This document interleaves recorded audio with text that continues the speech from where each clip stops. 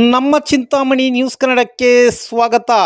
ಬಟ್ಲಳ್ಳಿ ಸರ್ಕಾರಿ ಪದವಿ ಪೂರ್ವ ಕಾಲೇಜು ಹಾಗೂ ಮನೋವಿಕಾಸ ಕಲಾ ಕೇಂದ್ರ ಯೋಗ ಮತ್ತು ಧ್ಯಾನ ಕೇಂದ್ರ ಸಹಯೋಗದಲ್ಲಿ ಯೋಗ ತರಗತಿ ಉದ್ಘಾಟನಾ ಸಮಾರಂಭ ಸರ್ಕಾರಿ ಪದವಿ ಪೂರ್ವ ಕಾಲೇಜಿನಲ್ಲಿ ನಡೆಯಿತು. ಕಾರ್ಯಕ್ರಮ ದೀಪ ಬೆಳಗಿಸುವುದರ ಮೂಲಕ ಕಾರ್ಯಕ್ರಮಕ್ಕೆ ಚಾಲನೆ ನೀಡಿದರು. ಕಾರ್ಯಕ್ರಮದ ಅಧ್ಯಕ್ಷತೆಯನ್ನು ಬಟ್ಲಳ್ಳಿ ಸರ್ಕಾರಿ ಪದವಿ ಪೂರ್ವ ಕಾಲೇಜು ಪ್ರಾಂಶುಪಾಲರಾದ ಡಾಕ್ಟರ್ ಮುನ್ರೆಡ್ಡಿ ವಹಿಸಿದ್ದು, ಮುಖ್ಯ ಅತಿಥಿಗಳಾಗಿ ಬಟ್ಲಳ್ಳಿ ಸರ್ಕಾರಿ ಪ್ರೌಢಶಾಲೆಯ ಹಳೆಯ ವಿದ್ಯಾರ್ಥಿಗಳ ಸಂಘದ ಅಧ್ಯಕ್ಷರಾದ ಡಾಕ್ಟರ್ ಎನ್.ಎಸ್. ಶ್ರೀನಿವಾಸ್, ಉಪಾಧ್ಯಕ್ಷರಾದ ಶಿವಾರೆಡ್ಡಿ, ಗ್ರಾಮ ಪಂಚಾಯತ್ ಸದಸ್ಯರಾದ ಬಿ.ಎಸ್. ಸತೀಶ್, ಯೋಗ ಶಿಕ್ಷಕರಾದ ಭಾಗ್ಯಮ್ಮ ಕೋನಪರೆಡ್ಡಿ ಹಾಗೂ ಅರ್ಥಶಾಸ್ತ್ರ ಹಿರಿಯ ಉಪನ್ಯಾಸಕರಾದ ಆರ್.ಬಿ. ಕೃಷ್ಣಾರೆಡ್ಡಿ, ಉಪನ್ಯಾಸಕರಾದ ಗಂಗರಾಜು, ಸತೀಶ್, ಸುಬ್ರಹ್ಮಣಿ, ಸೌಮ್ಯ, ನೇತ್ರಾವತಿ ಉಪಸ್ಥಿತರಿದ್ದರು. ಕಾರ್ಯಕ್ರಮ ಉದ್ದೇಶಿಸಿ ಪ್ರಾಂಶುಪಾಲರಾದ ಡಾಕ್ಟರ್ ಮುನ್ರೆಡ್ಡಿ, ಡಾಕ್ಟರ್ ಎನ್.ಎಸ್. ಶ್ರೀನಿವಾಸ್, ಯೋಗ ಶಿಕ್ಷಕರಾದ ಭಾಗ್ಯಮ್ಮ, ಶಿವಾರೆಡ್ಡಿ, ಕೋನಪರೆಡ್ಡಿರವರು ಯೋಗದ ಇಂದ ಆಗುವ ಉಪಯೋಗಗಳ ಬಗ್ಗೆ ವಿವರಿಸಿದರು. ಆ ವಿದ್ಯೆಗಳನ್ನೆಲ್ಲ ಕಲಿತರೂ ಕೂಡ ಯೋಗ ಅನ್ನುವ ವಿದ್ಯೆ ಕಲಿಲಿಲ್ಲ ಅಂದ್ರೆ ಅವರ ಜೀವನ ಸಾಕ್ಷಾತ್ಕಾರ ಆಗಲ್ಲ ಅಂತ ಒಬ್ಬ ಗುರುಗಳು ಬರೀತಾರೆ. ಆದ್ದರಿಂದ ನೀವೆಲ್ಲರೂ ಕೂಡ ನೀವು ಕಲಿತರೆ ನಿಮಗೆ ಯೋಗದ ಉನ್ನತಿ ಮಾಡಿಕೊಂಡ್ರೆ ವಿದ್ಯೆಯ ಉನ್ನತಿ, ಭವಿಷ್ಯದ ಉನ್ನತಿ, ದೇಶದ ಉನ್ನತಿ ಎಲ್ಲವೂ ಸಾಧ್ಯ ಆಗುತ್ತೆ. ಹೇಗೆ ಅಂದರೆ ಆರೋಗ್ಯವೇ ಮಹಾ ಭಾಗ್ಯ ಅಂತ ಹೇಳಿದ್ದಾರೆ. ಆದ್ದರಿಂದ ನಾವೆಲ್ಲರೂ ಯೋಗದಿಂದ ರೋಗ ಮುಕ್ತ ಅನ್ನೋದನ್ನ ಸಾಧನೆ ಮಾಡ್ಬೋದು. ನಿಮಗೆ ದೇಹ, ಪ್ರಾಣ, ಮನಸ್ಸು ಎಲ್ಲ ಚೆನ್ನಾಗಿದ್ರೆ ಮಾತ್ರ ನೀವು ಏನಾದ್ರೂ ಮುಂದಿನ ಭವಿಷ್ಯದಲ್ಲಿ ಸಾಧನೆ ಮಾಡಕ್ಕಾಗುತ್ತೆ. ನಿಮ್ಮ ದೇಹ ಚೆನ್ನಾಗಿಲ್ಲ, ಪ್ರಾಣ ಚೆನ್ನಾಗಿಲ್ಲ ಅಂದ್ರೆ ಏನ್ ಮಾಡಕ್ಕಾಗುತ್ತೆ? ಯಾರಾದ್ರೂ ಏನಾದ್ರೂ ಮಾಡಕ್ಕಾಗುತ್ತಾ?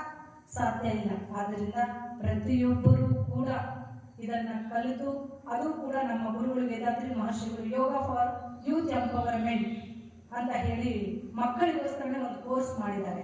ಅದರಲ್ಲಿ ಡಿಪ್ಲೊಮಾ ಕೂಡ ಇದೆ. ಫೀಸ್ ಎಲ್ಲ ತುಂಬಾ ಕಡಿಮೆ ಇಟ್ಟಿದ್ದಾರೆ. ಸೊ ಆದ್ದರಿಂದ ನೀವೆಲ್ಲರೂ ಕೂಡ ಕಲಿತು ಮುಂದಿನ ಜನಾಂಗಕ್ಕೆ, ಮುಂದಿನ ಭವಿಷ್ಯಕ್ಕೆ, ಮುಂದಿನ ಸಂತತಿಗೆ ಯೋಗ ಅನ್ನೋದು ತುಂಬಾ ಅವಶ್ಯಕ. ಆದ್ದರಿಂದ ನೀವೆಲ್ಲರೂ ಕಲಿಬೇಕು. ಮತ್ತೆ ನಿಮ್ಮ ಊರುಗಳಲ್ಲಿ ನೀವೇ ಒಬ್ಬೊಬ್ಬ ಟೀಚರ್ ಆಗಿ ಕೆಲಸ ಮಾಡಿದ್ರೆ ಇನ್ನ ಉನ್ನತವಾದ ಕೀರ್ತಿ ಮತ್ತೆ ಉನ್ನತವಾದ ಭವಿಷ್ಯ ಮೂಡುತ್ತೆ ಅಂತ ನಾವು ಆಕಸ್ಮಿಕವಾಗಿ ನಾವು ಹೈಸ್ಕೂಲ್ ಬಂದ್ವಿ. ನಾನು ಶಿವಣ್ಣ ಅವರು ಬಂದ್ರೆ, ಶಿವಣ್ಣ ಅವರು ಪ್ರಿನ್ಸಿಪಾಲ್ ಇದ್ದಾರೆ, ಮಾತಾಡ್ಕೊಂಡು ಹೋಗೋಣ ಅಂತ ಬಂದಿದ್ದು ನಾವು.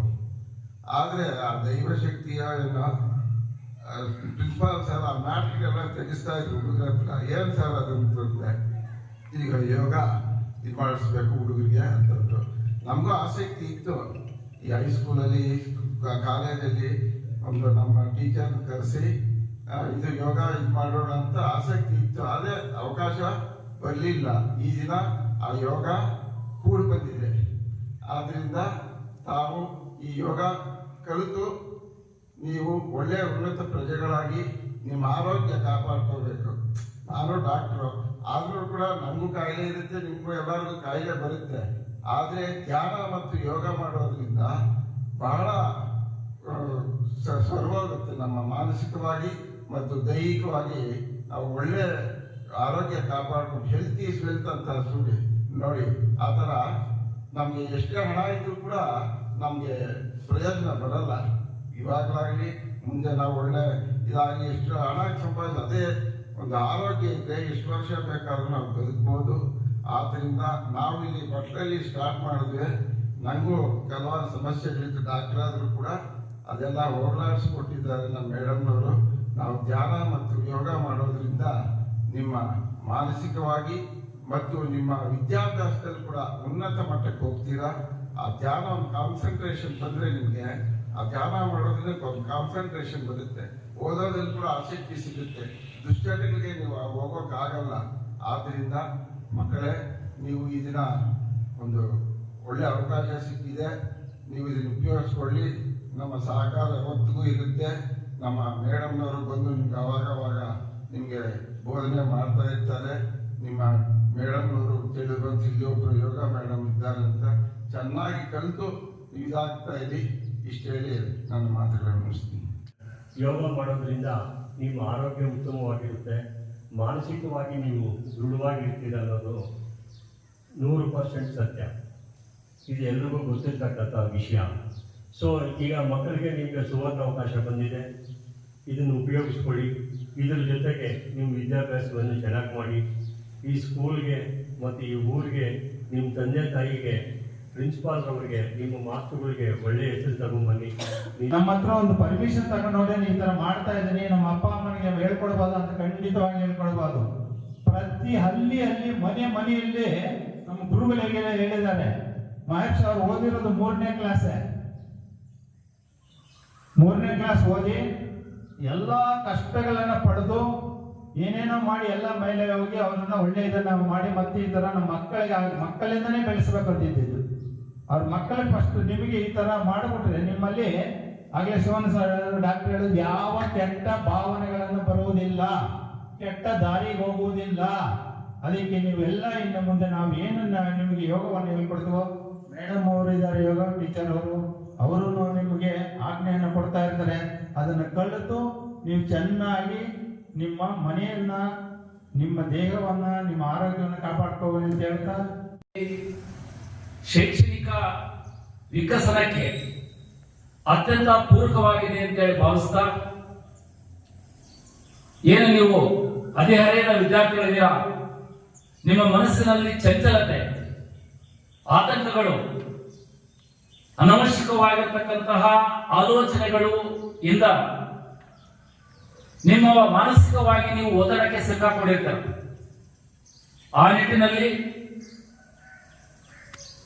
PUC ವಿದ್ಯಾರ್ಥಿಗಳಲ್ಲಿ ಈ ಮಾನಸಿಕ ಖಿನ್ನತೆಯಿಂದ ಹಾಗೂ ಆತಂಕದಿಂದ ಅವರನ್ನ ಹೊರತೆಗೆಯಲಿಕ್ಕೆ, ಶೈಕ್ಷಣಿಕ ಚಟುವಟಿಕೆಗಳಿಗೆ ಯಾವುದೇ ರೀತಿ ತೊಂದರೆ ಆಗದೆ, ಏನ್ ನಿಮಗೆ ಒಂದು ಯೋಗ ಕ್ಲಾಸ್ ಅನ್ನ 15 ದಿವಸ ಒಂದು ತರಗತಿಯನ್ನು ತಗೊಂಡಾಗ ಆ ಒಂದು ತರಗತಿ 1 ಅವರ್ ಏನ್ ವೇಸ್ಟ್ ಆಗ್ತದೋ ಅದನ್ನ ವಿಶೇಷ ತರಗತಿ ತಗೊಂಡು ಅದನ್ನ ಮುಗಿಸ್ತಕ್ಕಂತಹ ವ್ಯವಸ್ಥೆಯನ್ನ ಮಾಡ್ಕೊಂಡಿದ್ದೀವಿ.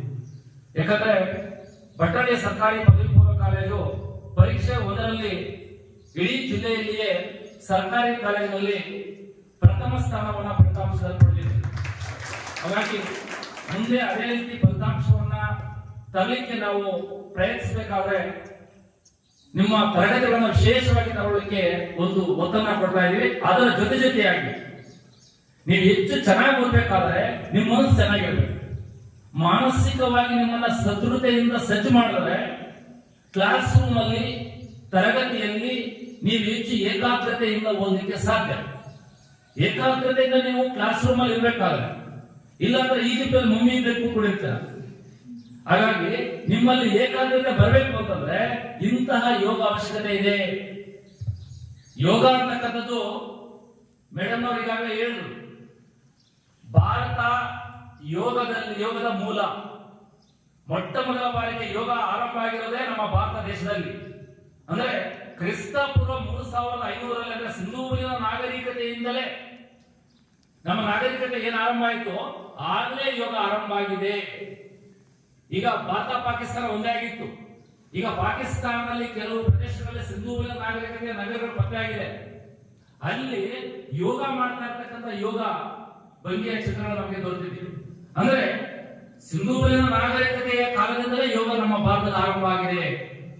ಬೌದ್ಧ ಧರ್ಮದಲ್ಲಿ, ಜೈನ ಧರ್ಮದಲ್ಲಿ ಹಲವಾರು ಉಲ್ಲೇಖಗಳನ್ನ ಯೋಗದ ಬಗ್ಗೆ ನಾವು ಕಾಣ್ತೀವಿ. ನಮ್ಮ ಪ್ರಾಚೀನ ಕಾಲದಲ್ಲಿ ಮೊಟ್ಟ ಮೊದಲ ಬಾರಿಗೆ ಯೋಗದ ಬಗ್ಗೆ ನಮಗೆ ಉಲ್ಲೇಖ ಸಿಗ್ತಕ್ಕಂಥದ್ದು ಕಠೋರ ಉಪನಿಷತ್ತಿನಲ್ಲಿ ವೇದಗಳ ಬಗ್ಗೆ ಮೊಟ್ಟ ಮೊದಲ ಬಾರಿಗೆ ಪ್ರಸ್ತಾಪ ಆಗಿದೆ. ಅಂದ್ರೆ ಉಪನಿಷತ್ತಿನಲ್ಲಿ, ಕಠೋರ ಉಪನಿಷತ್ತು ಅಂತಕ್ಕಂಥ ಉಪನಿಷತ್ತಿನಲ್ಲಿ ಮೊಟ್ಟ ಮೊದಲ ಬಾರಿಗೆ ಯೋಗ ಹೆಂಗ್ ಮಾಡ್ತಾ ಇದ್ರು ಎಂಬುದರ ಬಗ್ಗೆ ಉಲ್ಲೇಖ ಇದೆ. ಆ ನಂತರ ನಿಮಗೆ ಗೊತ್ತೇ ಇದೆ, ಪತಂಜಲಿಯ ಯೋಗ ಭಾಷ್ಯವನ್ನ ಬರೆದಿದ್ದಾರೆ.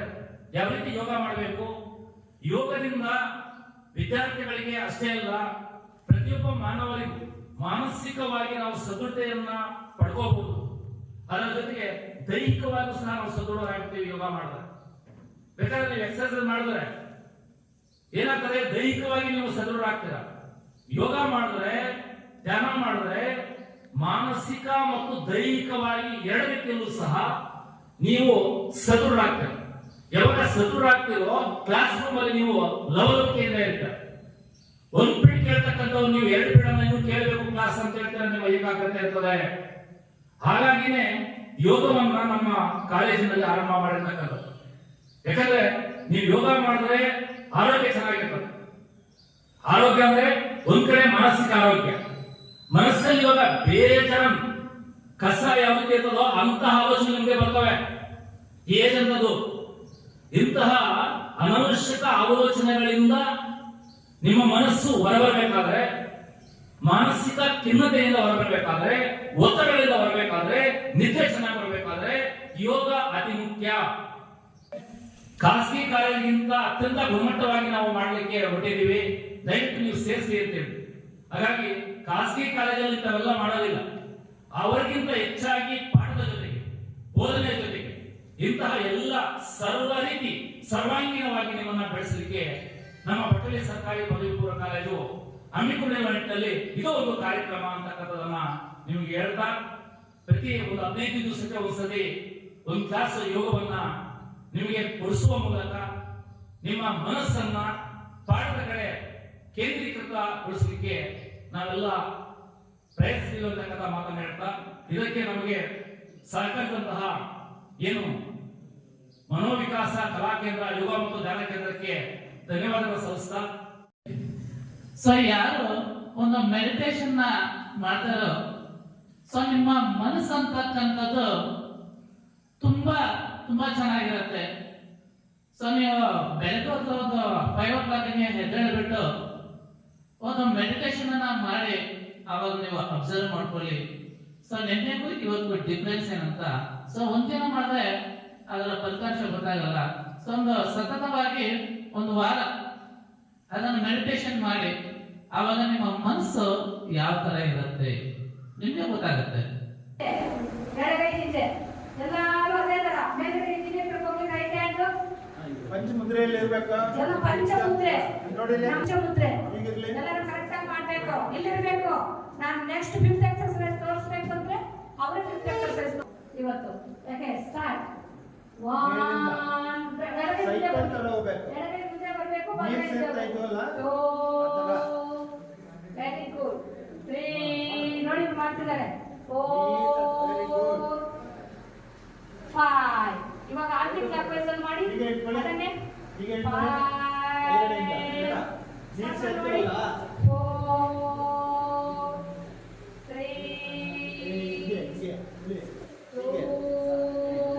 ಇದೆಲ್ಲ ಕಾರ್ಗೆ ಬಸ್ಗೆಲ್ಲ ಸ್ಟೇರಿಂಗ್ ತರ ಇರ್ಬೇಕು ನಮ್ಮ ಕೈಗೆ. ಇವಾಗ ಈಗ ನೋಡಿ ನಾನು ಈ ಕಡೆ ತಿರುಗಿ ಬರುತ್ತೆ. ಇವಾಗ ಕೈಲಾಸ ಮುದ್ರೆ ಮಾಡಬೇಕು.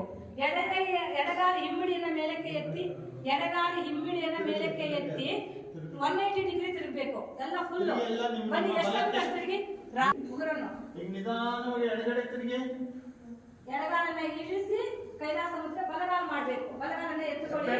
ಎಷ್ಟು ತಿರುಗಿ 180 ಡಿಗ್ರಿ. ಮಾತಾಡಬಾರ್ದು.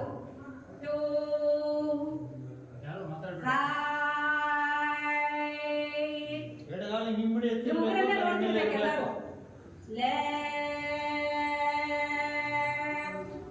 ಮಾತಾಡಬಾರ್ದು ಪ್ಲೀಸ್. ಉಗುರನ್ನೇ ನೋಡ್ತಾ ಇದ್ದೀರಾ, ಎಲ್ಲರೂ ತುಂಬಾ ಚೆನ್ನಾಗಿ ಮಾಡ್ತಿದ್ದೀರಾ.